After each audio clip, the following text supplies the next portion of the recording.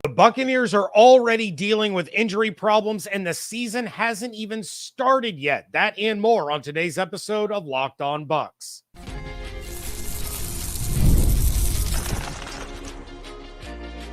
You are Locked On Buccaneers, your daily Tampa Bay Buccaneers podcast.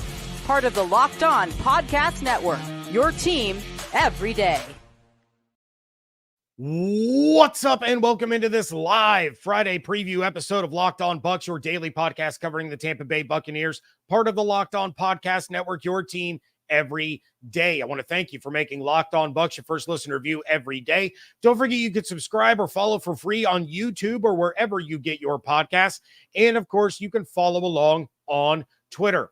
I am James Yarcho at JYarcho_Bucs, credentialed member of the media, covering your Tampa Bay Buccaneers as editor-in-chief of the 813.tv, here with you every Monday through Friday, along with the everydayers. And for that, I want to share my appreciation for your continued support of the show. One of the ways you can support the show is become a Locked On Bucs insider. You're going to get news, rumors, updates, general thoughts, one-on-one conversations with me via text message, no ads or hashtags or anything like that. Go to joinsubtext.com/LockedOnBucs or click the link in the show notes to become an insider. Today, this episode is brought to you by PrizePicks. Go to prizepicks.com/LockedOnNFL and use code LockedOnNFL, all lowercase, to win $50 instantly when you play $5. Keys to the game and predictions coming up in a little bit. But first, the Bucs are already starting the season shorthanded, and that isn't exactly a great sign. First news on the injury front, the Bucs are woefully shorthanded along the defensive line, which is not what you want when you're going up against a dual threat quarterback.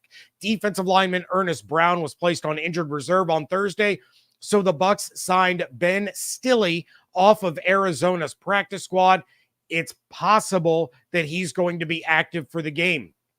Todd Bowles said after practice on Friday that Logan Hall will be out of Sunday's game with a foot injury. He told reporters, quote, "We're still going through the process now, seeing if we can elevate a sixth or just go with 5 or bring up another position," end quote.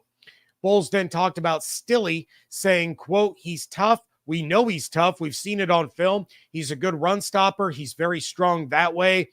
Didn't get to see much of him in practice, but he just got here, so we'll see how much he can learn before Sunday," end quote. This is a problem for sure. If the Bucs are rolling with 5 defensive linemen, it'll be Vita Vea, Kalijah Kancey, Greg Gaines, William Golston, and then potentially Ben Stille. I would think that if they elevate a player, it'll be CJ Brewer, but they could opt to keep Stille inactive since he is so new to the team, and then also activate Mike Green for the game. Again, against a player like Jaden Daniels, not to mention the running back tandem of Brian Robinson Jr. and Austin Ekeler, not having a lot of depth in the trenches is going to make for a long day with the big guys. That is concerning. Really, really concerning. Go back to last year. Vita Vea, the anchor, the captain, played 62% of defensive snaps. His career high is 70% of defensive snaps. You are going to be asking him and Kalijah Kancey to be playing north of 75, maybe even 80% of defensive snaps on Sunday without a full complement of rotational players. This is not the way you want to start the season at home against a team that you should be able to beat. It puts the Bucs front 7 at a huge disadvantage, which means the secondary has to be flawless. They cannot give up explosive plays. They cannot have blown coverages. And for a new starting tandem on the outside and then a rookie at the slot, you have to be extremely confident that they know every assignment inside and out and can execute to a degree that we really didn't see them do very often last year. This could have a huge ripple effect throughout the entire defense, depending on how Bowles decides to roll with this defensive front. I have to believe that they are going to call up one, if not two players. It'll be interesting to see if Stille is active or not, but you have to have 6 for this game without a shadow of a doubt. I don't know what other position they would think about calling up, but to me, Brewer and Green are no-brainers for this game. But that's not the only news on the injury front. Kicker Chase McLaughlin missed practice on Wednesday before returning on Thursday as he deals with an abdominal injury and an illness. Now, he did kick both on Thursday and Friday, but his status is still a little bit up in the air. Jake Camarda said that he can handle kicking duties if called upon, but Bowles is already disappointed in Camarda's performance from the preseason. And if the Bucs are in a situation where they need a game-winning field goal or a game-tying field goal, I'm not so sure that Bowles is going to have the confidence to send Jake Camarda out on the field in that situation. Not to mention, Camarda's the holder, which means the long snapper, the holder, and Camarda would have little to no time with one another to perfect their timing. Pat McAfee talked about it on his show years ago, and it's something that has always stuck with me. Those 3 players, the long snapper, the holder, the kicker, they have to be in perfect rhythm with one another, and the vast majority of missed kicks in the NFL have to do with the timing sequence more than anything else. Now, the Bucs did work out kickers Tanner Brown, Greg Joseph, Riley Patterson, and Chad Ryland on Thursday, but chose not to sign any of them. I am taking that as a very positive sign moving into the weekend that Chase McLaughlin is going to be a go. However, my concern is that if something happens during the game, if that abdominal issue is an injury of some sort and not related to the illness, that they would have to either rely on Camarda to get the job done, or they would be going for it on 4th down inside Washington territory every time and likely going for 2 after every touchdown. That could have a huge swing in momentum in the game for either side in this contest. It's definitely something to keep an eye on. And even though the Bucs injury report is already 13 players long, everybody on the injury report except for Brown and Hall were full participants on Thursday, and all of them except for McLaughlin were full participants on Wednesday as well. Going to jump into the chat really quick. Let's see. We have lots of people in the chat. I love this. Deep Blue, S550, Demon Hunter, Lakita, Gary, Christopher, Les, Sean, all in the chat. I love this. Demon Hunter says, no Chase is not going to bode well for us. Jake would have to make a 75-yard kick to get out of Todd's doghouse. I don't think it would go quite that far. I mean, if he made a 30-yarder that gave the Bucs the lead late in the game, that would get him out of the doghouse. But he also can't shank any punts leading up to that point. I am confident that Chase will be all right. I tend to believe that when you're dealing with an illness and you're listed on the injury report as having an illness and abdominal injury, to me, they're probably related in some way or fashion. So hopefully Chase is on the field and effective. We saw him struggle a little bit against the Bengals, a little bit against Jacksonville, played against the Dolphins in that last preseason game, nailed a really long field goal. Hopefully that got him kind of straightened out and back on the right track. Lucas says no one is even talking about the 3rd-round tackle they have, and they don't even know if he's going to be good because he's been injured. It's a tough situation. It really, really is. These injury problems, especially having so many this early on in the season, it's hard to project. It's hard to try to figure out how they're going to fit in, where they're going to fit in. And at this point, we all kind of have to hurry up and wait and find out what the Bucs decide to do in terms of how they're going to address the defensive line. Of course, the insiders, I will text you as soon as I know something. You guys will hear almost immediately. So it's these injuries piling up right before week 1 is a tough look. Offensive and defensive keys to the game. That's next on today's episode of Locked On Bucs, part of the Locked On Podcast Network, your team every day. You're hiring for your small business, you want to find quality professionals that are right for the role. That's why you have to check out LinkedIn Jobs. LinkedIn Jobs has the tools to help you find the right professionals for your team faster and for free. LinkedIn isn't just a job board. LinkedIn helps you hire professionals that you can't find anywhere else, even those who aren't actively searching for a new job but might be open to the perfect role. In a given month, over 70% of LinkedIn users do not visit other leading job sites. So if you're not looking on LinkedIn, you're looking in the wrong place. On LinkedIn, 86% of small businesses get a qualified candidate within 24 hours. So hire professionals like a professional on LinkedIn.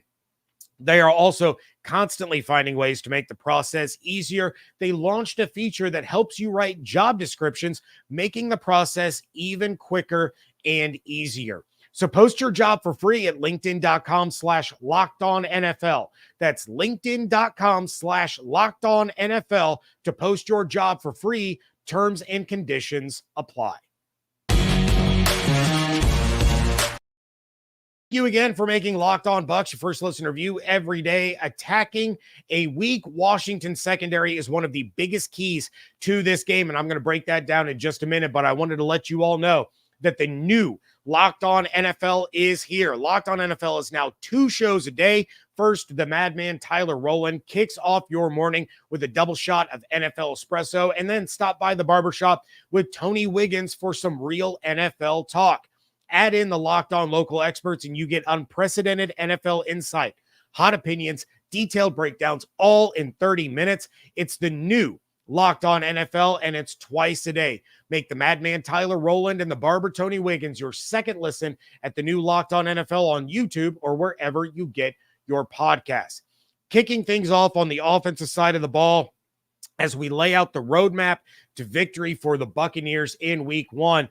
And on offense, it's attack that Commanders secondary early, often, all day long. Talked about it a little bit on the crossover with David Harrison, but you all know how excited we are about Rachaad White and Bucky Irving this year, that tandem, super stoked. But go back, if you didn't hear it, if you didn't watch it, go back to WTSP Wednesday with Evan Klosky. This is not the game where the rushing attack is going to skyrocket into prominence, nor should it be the game plan.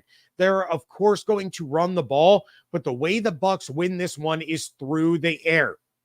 Chris Godwin is going to have an incredible matchup this week. Be sure to start him in all your fantasy leagues.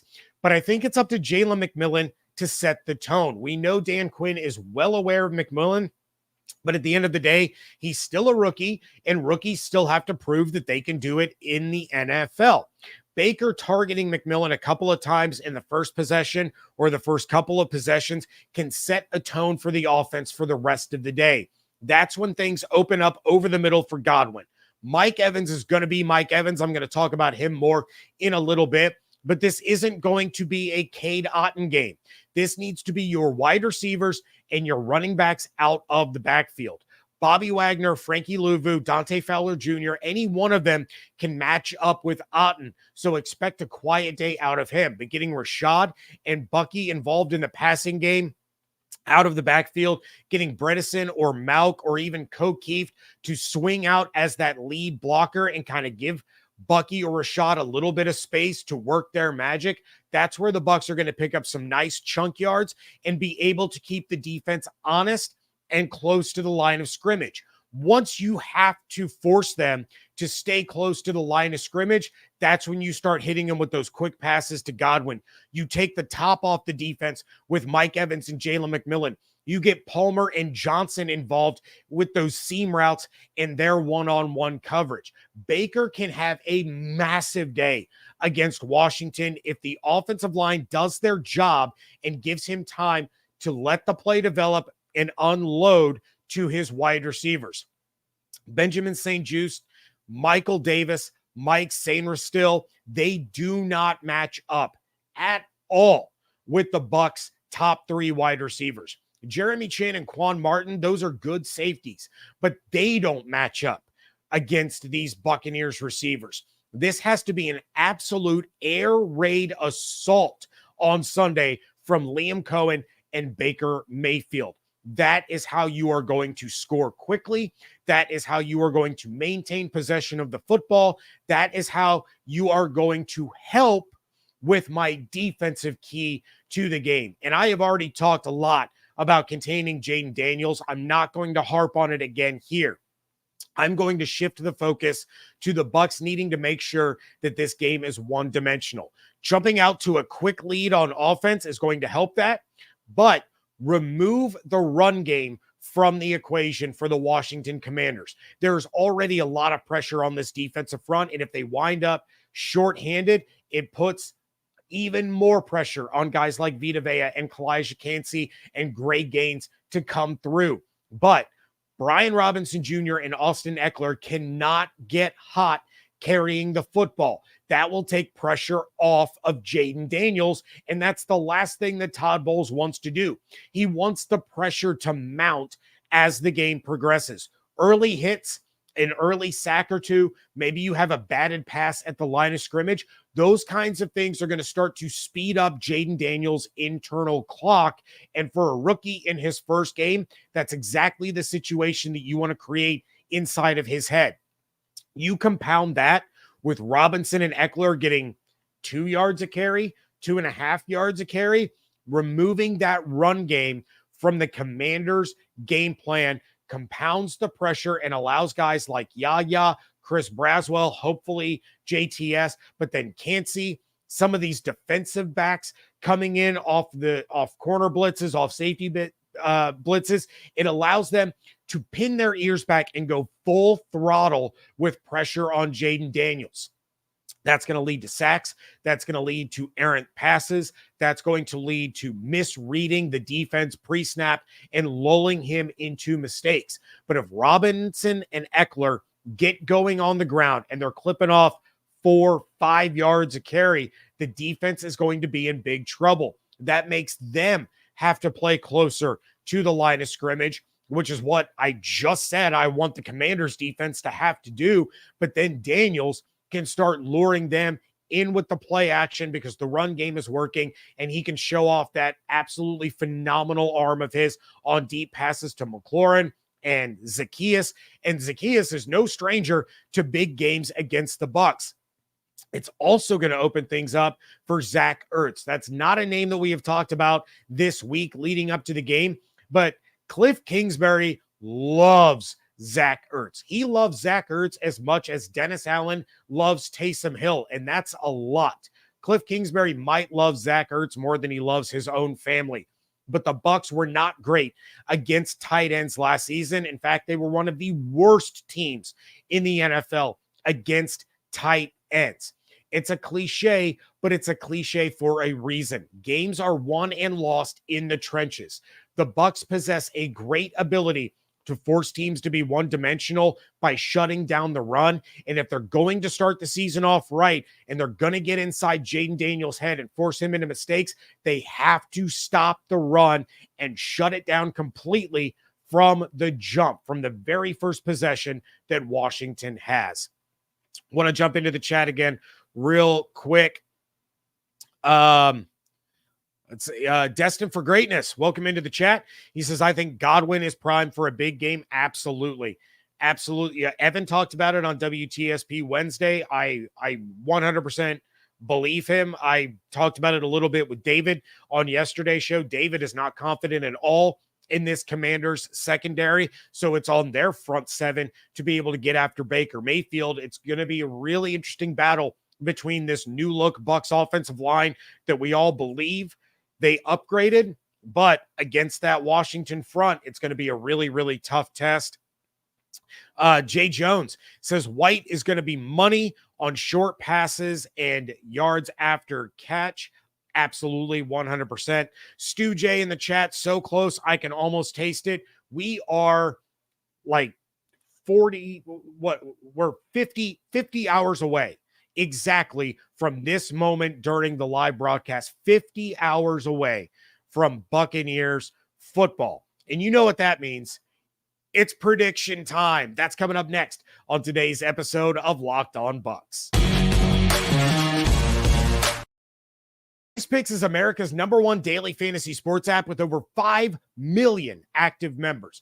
It's the easiest and most exciting way to play daily fantasy sports because unlike other apps, on PrizePicks, it's just you against the numbers. You can now win up to 100 times your money on PrizePicks with as little as 4 correct picks.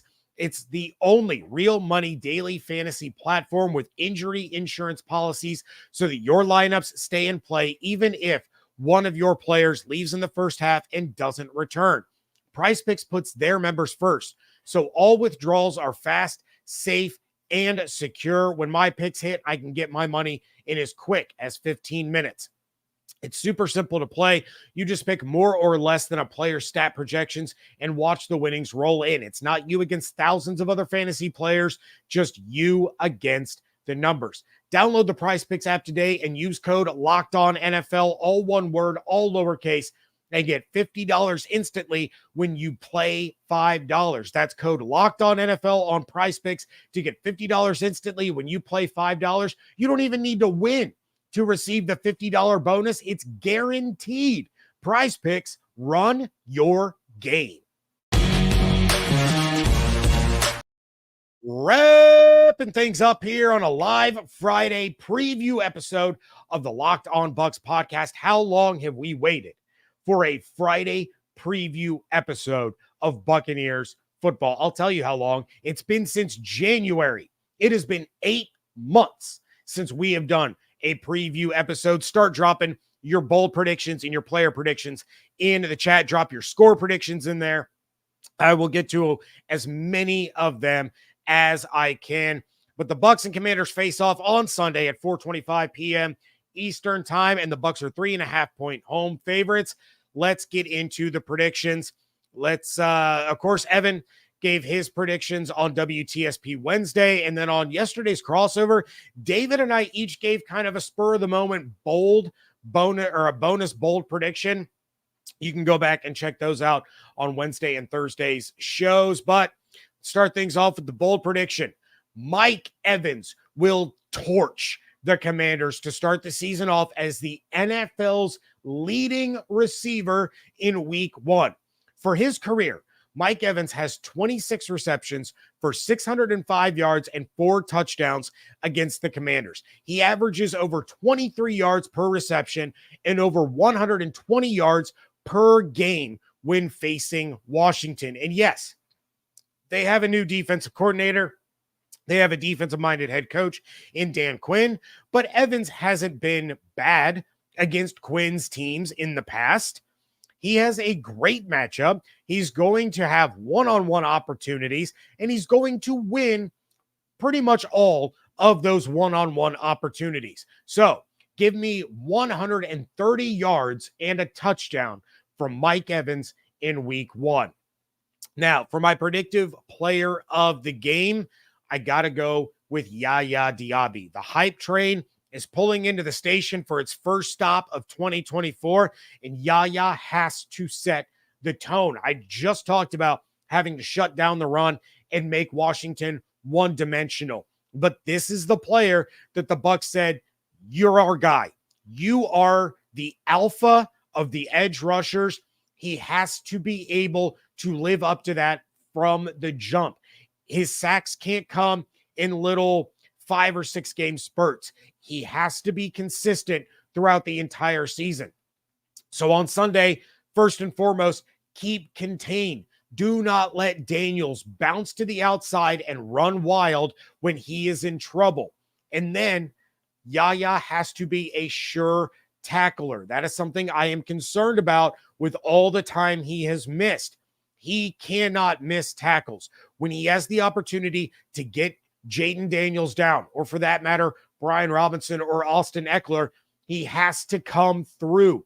Letting those guys slip away into open space is going to lead to broken plays. It's going to lead to huge gains. And then in Daniels' case, it could lead to explosive deep passes because coverage will have broken down by that point. These corners can be great for the Buccaneers this year. It doesn't matter who the corner is. When a play goes on too long, wide receivers get open. So Yaya cannot be a guy that misses tackles. He has to get these guys on the ground no matter what. He's the alpha. He's the leader. He is the guy that Jason Light and Todd Bowles said, you are going to be our guy. Shaq Barrett is gone. Jason Pierre-Paul is a distant memory. Joe Tryon-Shoyinka is not what they thought they were getting in a first-round pick. Chris Braswell is an unproven rookie. Marquise Watts, Jose Ramirez, they're unproven guys. Anthony Nelson, he's a good rotational player. He's good for about 3 or 4 sacks a season. Yaya has to set the tone. He has to be one of the leaders of this defense, along with Levante and Vita and Antoine. Start the season off right. Make a statement in week 1 and make me talk about you on our live reaction episode. Score predictions. Evan dropped his on Wednesday, predicting a 16-13 victory for the Buccaneers. He said it's going to be slow, said it's going to be sloppy in the first half. I believe a little bit more in this Buccaneers offense than Evan does going into week 1. I believe in the advantages that the wide receivers have against the secondary. I believe in Rashad and Bucky in the passing game, not so much the rushing game, but I believe in them in the passing game. And I believe in Graham Barton really being able to step up and go up against Jonathan Allen and Jerron Payne in his first NFL action. Give me the Bucs to cover and win on Sunday, 24-14 over the Washington Commanders. Going to jump into live chat and see what you guys have cooking up for your bold predictions. Oh, goodness. Again, I'll get to as many of these as I can. Let's see. Scotty J says Bucs 24-14. Hey, we're right there. We're simpatico there, Scotty J. Demon Hunter. Washington does not score. Daniels throws 3 interceptions. Yaya gets a hat trick of sacks or turnovers. That's a whole lot of bold going on right there, Demon Hunter. I'll even give you credit if he has a hat trick of sacks and turnovers combined. He can get like 2 sacks and a forced fumble, and I'll give you credit for that one. We got Lakita in the chat. Bucs 28, Commanders 24. Gary says Mike is going to go off. Bantry, Cam Johnson kickoff return for a touchdown. I love that so much. Les in the chat, 38-24 Bucs. Scotty J says this is a big prediction. Bucs touchdown on opening drive. Who to thunk it? Yeah. All season last year without an opening drive touchdown for the Buccaneers. Scotty J says they're going to start things off right and get an opening drive touchdown. This one, Demon Hunter with another one. Mike Evans gets a 10-yard rushing touchdown on 3rd and goal from the 10. Super specific. Mike Evans and Demon Hunter and I were chatting about this before the show started. Mike Evans has 1 career carry and he has no touchdowns. So that's about as bold can get, that Mike Evans is going to get a rushing touchdown. I'll take it, but that's pretty bold. Demon Hunter also says 27-0 Bucs. I'm not that bold. Jaden Daniels is a special player. He's going to find a way to get the Commanders on the board. Jay Jones says 24-14 Bucs. That's our third 24-14 prediction. We got Grizzled, 2 rushing touchdowns in the game. Just for the Bucs in general, are you saying 2 Rachaad White rushing touchdowns? What are we going with there, Grizzled? Astro says 16-13 is wild. It is, but it's not. You know, Evan has a point. It's the first game of the year. The Bucs starters only played 1 series in all of preseason, and not even all of the starters were on the field for that moment. Liam Cohen, it's his first time calling a game for the Buccaneers. There's probably going to be some kinks that they have to work out in real time. So I absolutely see how this could be a low scoring, slow start game. Could be like a 3-3, a 6-3 at halftime. Then we'll start to see the offense picking up and clicking a little bit better. But I'm definitely not going to say that 16-13 is out of the realm of possibility by any means. And then Astro follows it up. I got 28-16 Buccaneers. Ricky in the chat says a 3-3 tie. Yeah, no, that's not happening. Grizzled follows up 2 rushing touchdowns for the team. I can't see White with 2 himself, even though I would love it. Maybe White gets a rushing and a receiving touchdown and he gets 2 that way. We'll see how it all goes, but that is going to do it for this episode of Locked On Bucs. Please make sure you are subscribed to the YouTube channel. As for most of the season, we will go live on Fridays around this time, and we will go live after the games to react. Now, I can't promise that it will be every single week. You guys know my son's hockey schedule can get out of control at times, and there will be some Fridays and Sundays that I'm not even home. So, I will let you guys know when those are not going to be live, but make sure that you're subscribed on YouTube with the notifications turned on, because the vast majority of the season, we will be going live at least twice a week. So make sure you are doing that. Make sure you're subscribed on the podcast platforms. Follow on Twitter at Locked On Bucs, at Yarcho_Bucs. Give the new website a follow on Twitter at the 813 TV. Check out all my work there on the 813.tv. Rock Riley is killing it over there. Jared has been fantastic. You got the Loose Cannons guys.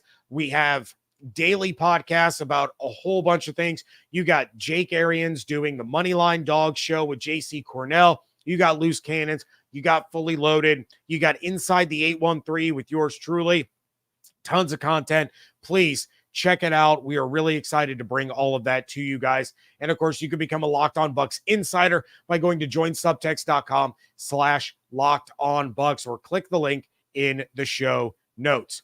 Hope you all have an absolutely outstanding weekend. Stay safe, stay healthy. Fire the cannons. It's game week. Thank you so much for joining me right here on Locked On Bucs, part of the Locked On Podcast Network, your team every day.